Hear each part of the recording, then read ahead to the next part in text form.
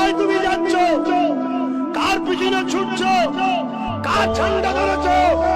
কার slogan গাইছ? কার জয়গান গাইছ? তুমি জানো তোমার আমার বোন 100-র মধ্যে কোনদিন 100টা মেয়ে পেটে চালায়, ওষুধের অভাবে, বাচ্চাকে খাওয়াবার অভাবে, মরমের চিকিৎসার অভাবে, অর্থ না থাকার জন্য সংসার চালাতে পারছে না, দেহ বিক্রি করতে চলে গেছে। 100টার মধ্যে 60টা তোমার আমার কওমের মেয়ে আছে। তুমি জানো? তুমি ছুটছো কার পিছনে?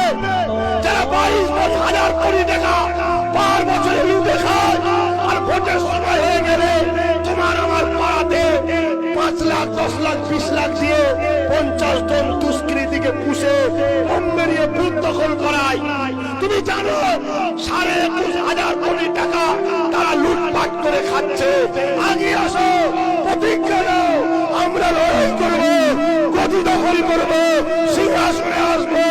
অকাল সম্পত্তির অর্থ থেকে আমার শুধু মুসলিম বোন নয়, গরিব আদিবাসী হিন্দু প্রত্যেকটা গরিব বোন যারা পেটের চালায় দেওয়া বিক্রি করছে, তাদেরকে সেখান থেকে তুলে নিয়েছে, তাদের কর্মসংস্থান করে দেবো, তাদের একজনকে ঢাকবো।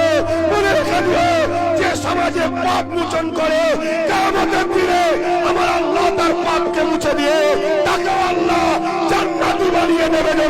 সুবহানাল্লাহ।